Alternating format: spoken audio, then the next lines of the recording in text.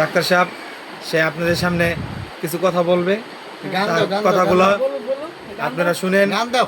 এটা আমরা বড় একটা ভিডিও করছি, এটা বড় ইউটিউবের একটা ভিডিও। এই ভিডিওটার মাধ্যমে আপনি 10 মিনিট কথা বলবেন।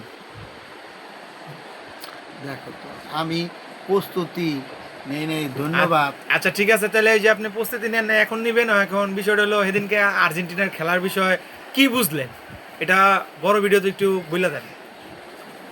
আর্জেন্টিনার খেলার সম্বন্ধে তো কিছু বইলা কোনো শেষ করা যাবে না। আমাদের বাংলাদেশে ওই দিনকার সাপোর্ট দলেই ছিল। আর্জেন্টিনারও ছিল, আর একটা দল হলো মিশরও বাংলাদেশে প্রায় অর্ধেক 50% Support। মিশর আর 50% আর্জেন্টিনা। তো সেদিনকে দর্শকও খুব জাঁকজমকভাবেই সময় রাখা আসছে। খেলাটা 10টা থেকে শুরু হয়েছে, তো বাংলাদেশের সব মানুষই মহিলা পুরুষ পোলাপান পৈতা সবাই সময় মতো, হ্যাঁ ওই সময় মতো দেখছে। দেখার পরে খেলায় যা ভাবছিল দর্শকরা তা হয় না। খেলায় ভাবছে হলো আর্জেন্টিনা সহজে জিতবে, কিন্তু সেটা তো হয় নাই। সেটা পুরাটাই উল্টো হয়ে গেছে গা। সে পুরাটা মানুষ যা ভাবছে তা হয় না, পুরাটা উল্টো হয়ে গেছে গা। তবুও দুই দলের যখন আর্জেন্টিনা একের পর এক গোল খেতে থাকলো, তখন তো সবাই ভাবছে বলে আজকে আর্জেন্টিনা জেতার কোনো সম্ভাবনা নাই। এইভাবে সারা বেলায় এইভাবে এক থেকে খেলার শুরুর থেকে হাফ ইনার পর্যন্ত এইভাবে চলতে থাকলো। হাফ ইনারে এক গোল খেলো, আবার হাফ ইনারের পরে খেলা শুরু হলো, আবার 60 মিনিটের মধ্যে আর একটা গোল দিল। এইভাবে তো 60 মিনিটের মধ্যে যখন আর একটা গোল দিল, আবার আর একটা গোলও দিয়েছিল, সেটা অফসাইড না কীভাবে ধরলো, সেটা গোলটা বাতিল হয়ে গেল। কিন্তু তখন আমাদের সব আমরা ভাবছি আর আর্জেন্টিনা জেতার সম্ভাবনা নাই। তো যারা এখানে খিচুড়ি রান্না করতেছে আমাদের এলাকায় বিভিন্ন জায়গায় বিভিন্নভাবে মানুষ সব মানে যারা আর্জেন্টিনার ভক্তবৃন্দ তারা এখন খিচুড়ি খেতে চায় না। দূর কিসের খিচুড়ি খাবো, এটার মধ্যে তাদের কোনো খিচুড়ি খাওয়ার প্রতি নাই, মানে আনন্দ ভর্তি নাই। এইভাবে চলতে থাকলে আমাকেও দোকানেও টিভি চলতেছিল, আমাদের অনেক দর্শকরা বলতেছে টিভি বন্ধ করে দেন, আর্জেন্টিনা তো হেরে গেছে, আমরা এখন আর এরিয়াটা জেতার কোনো সম্ভাবনা নাই। তো আরও যারা ছিল তাকে না, খেলা শেষ করে দিন, খেলা শেষ করে যাও বসে। কারণ আমি আবার বাসায় যাবো, যাইতে পারতেছি না, কারণ অনেক সব লোকেরা এই খেলা দেখে। ইয়াকে বাদ দিয়ে টিভিটা কেমনি করে বন্ধ করি, এটা সবার। আমিও বসে রইলাম, আমিও খেলা দেখতে রইলাম। মানে এখন খেলা আস্তে আস্তে আর্জেন্টিনার তার আক্রমণত্ব বাইরে গেল। বাইরে যাইতে দেখা যায় 80 মিনিটের কাছাকাছি কোচিং করে যে আর্জেন্টিনা হঠাৎ করে একটা গোল করে হারাইল। তাতে এতে আর্জেন্টিনা তার গোলের পরে দেখা যায় আর্জেন্টিনার খেলার তাদের আরও বেড়ে গেল।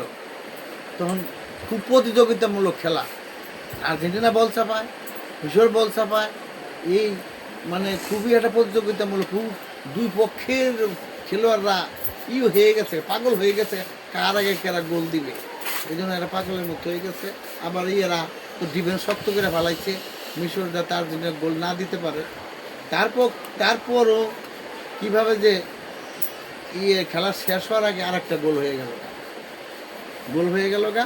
এখন তো আর্জেন্টিনার খেলার জোর আরও বেড়ে গেল, আরও উৎসাহিত বেড়ে গেল। আর্জেন্টিনা যারা ভক্তবৃন্দ আছে দর্শক উৎসাহিত আরও বেড়ে গেল। তখন বাড়তি টাইম দিল 7 মিনিট,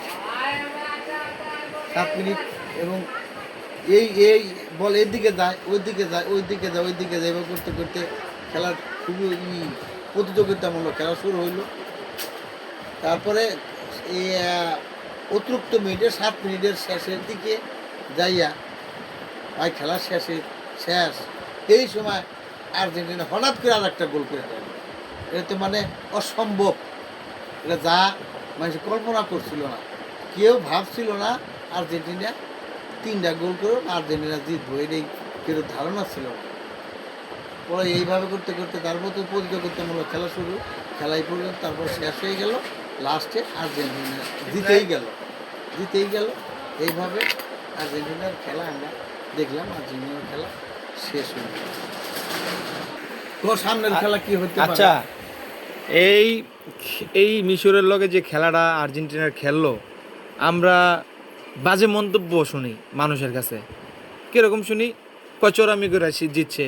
আসলে গোলগড়ির খেলা যখন উইটা জায়গা তখন তো মানে খেলা তখন উঠেই আমার এটা বলে অনেকেই কইতাছে যে চোরামি হয়েছে, তারপরে মিশরের গোল একটা বাতিল করা হয়েছে বলে। হ্যাঁ, এর ধরনের মানে আলোচনাগুলা ফেসবুকে অনলাইনে চলতেছে, অনেক চলতেছে।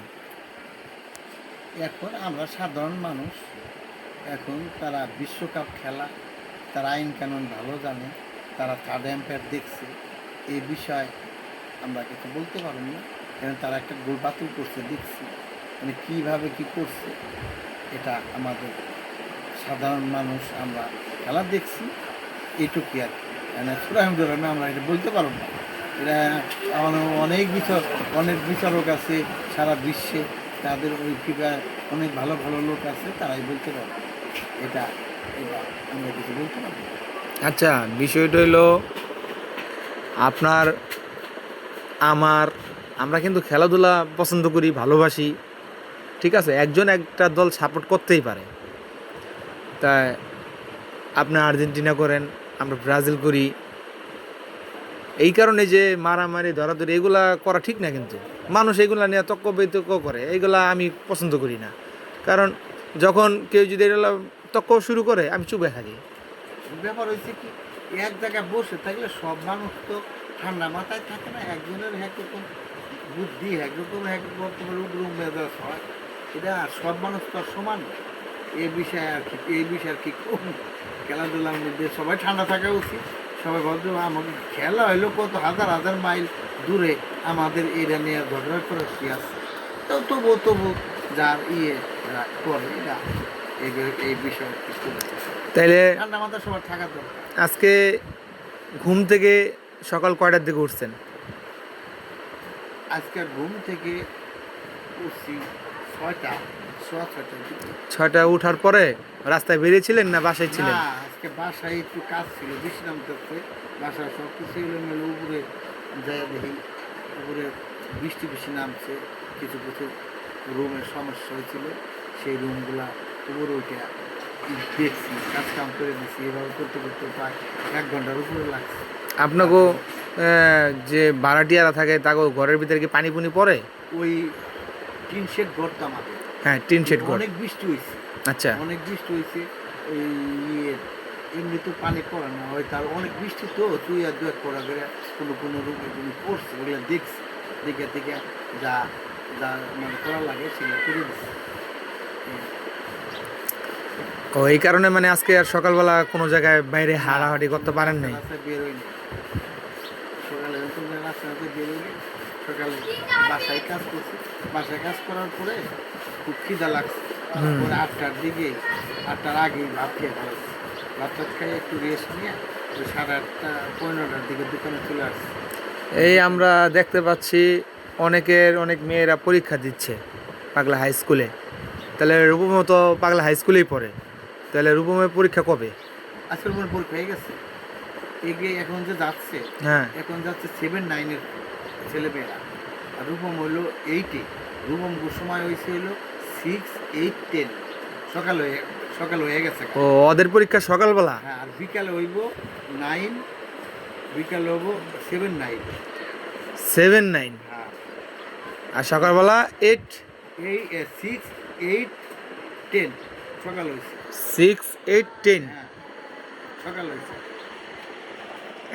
বন্ধ করে দর্শক, আমরা এই মুহূর্তে হ্যাঁ আমরা এখানেই আমাদের ভিডিও শেষ করব।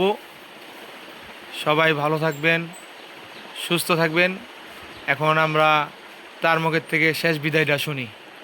হ্যাঁ, ওই যে সকালে আমি আর ছেলে একসাথে খাওয়া দাওয়া করছি, তারপরে ও 8টা 20-30-এ গেছে পরীক্ষা দিতে। পরীক্ষা দিয়ে আসলো আসার পর